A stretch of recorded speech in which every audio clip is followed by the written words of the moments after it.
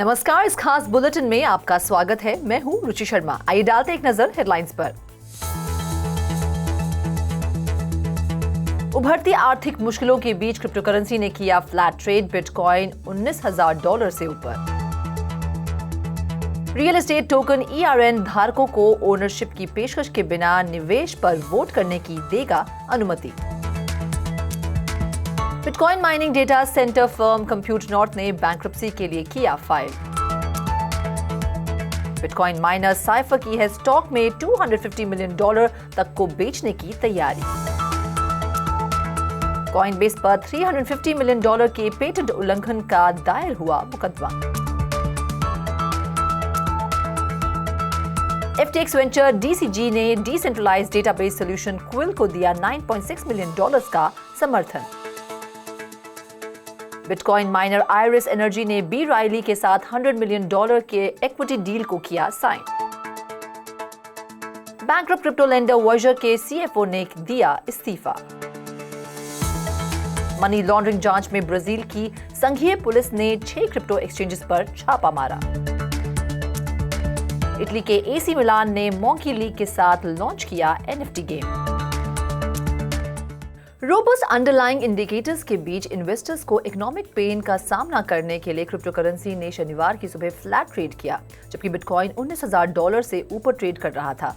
US और European stock में शुक्रवार को गिरावट आई। डॉलर 22 साल के उच्च स्तर पर पहुंच गया और बॉन्ड्स फिर से बिक गए, क्योंकि आशंका बढ़ गई थी कि इन्फ्लेशन को कम करने के लिए इंटरेस्ट रेट्स को बढ़ाने का सेंट्रल बैंक का प्रिस्क्रिप्शन मेजर इकोनॉमीज को मंदी में खींच लेगा। WTI क्रूड ऑयल में 5.4% और नेचुरल गैस में 3.4% की गिरावट के साथ एनर्जी सोल्ड ऑफ हुई।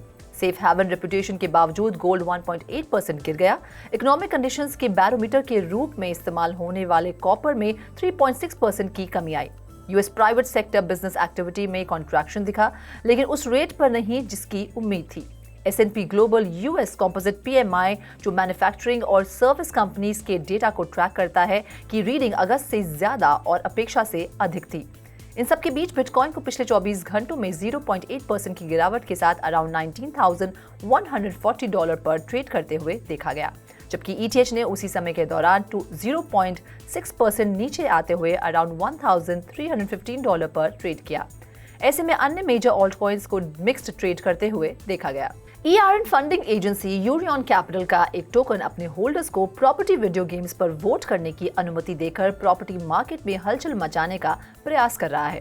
ये मूव क्रिप्टो फर्म्स द्वारा टोकनॉमिक्स को रियल वर्ल्ड के एसेट में शामिल करने के लिए रिन्यूड पुश देने को कोइंसाइड करता है। इथेरियम बेस्ड टोकन जिसे यूनिस्वैप पर लिस्ट किया जाएगा, इन्वेस्टर्स को स्विस शैले या सिटी स्काईस्केपर्स में ओनरशिप स्टेक प्रदान करने के प्रयास के बजाय सेकेंडरी ओनर्स को यूरियन के इन्वेस्टमेंट डिसीजन में एक अनअसेलेबल वोट देगा। क्रिप्टोकरेंसी माइनर्स और ब्लॉकचेन कंपनीज के लिए एक data centre provider compute north ने टेक्सास कोर्ट में चैप्टर 11 बैंक्रप्सी के लिए फाइल किया है, क्योंकि एनर्जी कॉस्ट स्पाइरल है और क्रिप्टो मार्केट की लंबी मंदी जारी है। मिनेसोटा बेस्ड कंपनी काम करने जारी रखेगी, क्योंकि ये क्रेडिटर्स को चुकाने की योजना पर काम कर रही है। फाइलिंग में उसने कहा है कि कम से कम 200 क्रेडिटर्स के लिए $500 मिलियन का बकाया है। डॉक्यूमेंट्स के अनुसार कंप्यूट नॉर्थ का अनुमान है कि इसकी एसेट $100 मिलियन और $500 मिलियन के बीच है।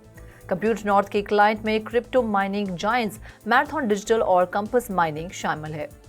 मैराथन डिजिटल और कंपस माइनिंग दोनों ने ट्वीट किया है कि वे कंप्यूट नॉर्थ के बैंक्रप्सी होने की फाइलिंग से उसके बिजनेस ऑपरेशंस पर प्रभाव की उम्मीद नहीं करते हैं। साइफर माइनिंग समय समय पर स्टॉक में $250 मिलियन तक की बिक्री करना चाहता है, जिसे एट द मार्केट ऑफरिंग्स के रूप में जाना जाता है। बिटकॉइन माइनिंग के लिए ये साल कठिन रहा है, क्योंकि ग्लोबली एनर्जी कॉस्ट में बढ़त हुई है और बिटकॉइन की कीमत में लगभग 60% की गिरावट आई है। इन मुश्किलों के बावजूद उनमें से कुछ अपने डेवलपमेंट के लिए फंड रेज करने के लिए मार्केट में लौट आए हैं। शुक्रवार को US securities and exchange commission के साथ एक फाइलिंग के अनुसार investment bank HC Wainwright cipher के स्टॉक के लिए सेल्स एजेंट के रूप में काम करेगा।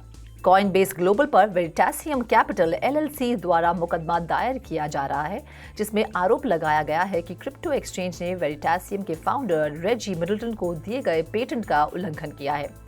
वेरिटासियम के अनुसार कॉइनबेस ने अपने कुछ ब्लॉकचेन इंफ्रास्ट्रक्चर के लिए पेटेंट का उपयोग किया है और कंपनी डैमेजेस में कम से कम $350 मिलियन की मांग कर रही है। डेलावेयर में यूएस डिस्ट्रिक्ट कोर्ट में गुरुवार को मुकदमा दायर किया गया था।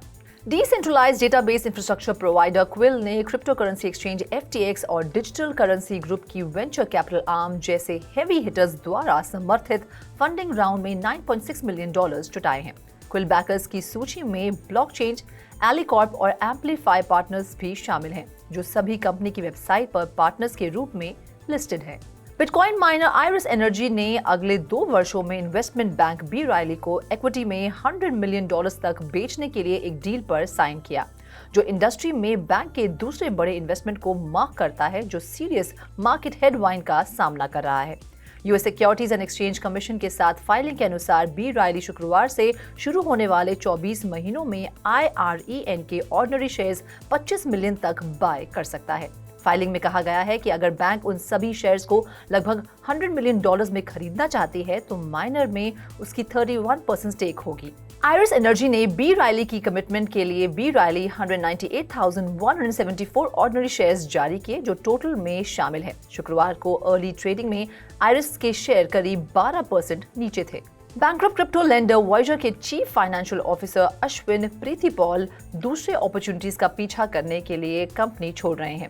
ऐसे में chief executive officer Stephen Elrick interim में प्रीतिपॉल की ड्यूटीज संभालेंगे। जुलाई में वॉयजर ने कैपिटल 11 बैंक्रप्सी प्रोटेक्शन के लिए फाइल किया था। फर्म ने इस महीने की शुरुआत में बैंक्रप्सी ऑक्शन को आयोजित किया था और उस प्रोसेस के रिजल्ट को मंजूरी देने के लिए 29 सितंबर को एक सुनवाई निर्धारित है। ब्राजीलियन फेडरल पुलिस ने टैक्स इवेजन और क्रिप्टो करेंसी के इस्तेमाल से जुड़े मनी लॉन्ड्रिंग की जांच में 6 अनडिस्क्लोज्ड क्रिप्टो एक्सचेंजेस पर छापेमारी शुरू की है। एक ऑफिशियल पुलिस रिपोर्ट के अनुसार ब्राजीलियन टैक्स अथॉरिटी के संयोजन में निष्पादित ऑपरेशन क्लोसस के हिस्से के रूप में फेडरल पुलिस सो पाउलो में एक क्रिमिनल कोर्ट द्वारा जारी किए गए 101 वारंट्स को अंजाम दे रही है। इनमें से 2 गिरफ्तारी वारंट और 37 तलाशी व जब्ती वारंट शामिल हैं। इसके अलावा पुलिस ने जांच के तहत रखी गई एसेट्स और सिक्योरिटीज में लगभग $238 मिलियन को फ्रीज करने का आदेश दिया है और उन्होंने जांच के तहत 28 एक्सचेंजेस द्वारा रखी गई वर्चुअल एसेट की एक अनडिस्क्लोज अमाउंट को जब्त कर लिया है। जांच ब्राजील की फाइनेंशियल इंटेलिजेंस द्वारा की गई एक रिपोर्ट के सामने आई है, जिसमें क्रिप्टो एसेट की ट्रेडिंग से जुड़ी संदिग्ध बैंक गतिविधि पाई गई थी। कथित आरोप 2017 और 2021 के बीच हुए हैं, लेकिन ब्राजील पुलिस के अनुसार वे अभी भी जारी हैं। Italian football club AC Milan Solana based esports franchise Monkey League से NFT के एक नए कलेक्शन के साथ क्रिप्टो में गहराई से गोता लगा रहा है। नई non fungible token partnership fans को रोसोनरी ब्रांडेड वेरिएबल्स को मिंट करने देगी और उन्हें गेम टूर्नामेंट्स तक पहुंच प्रदान करेगी।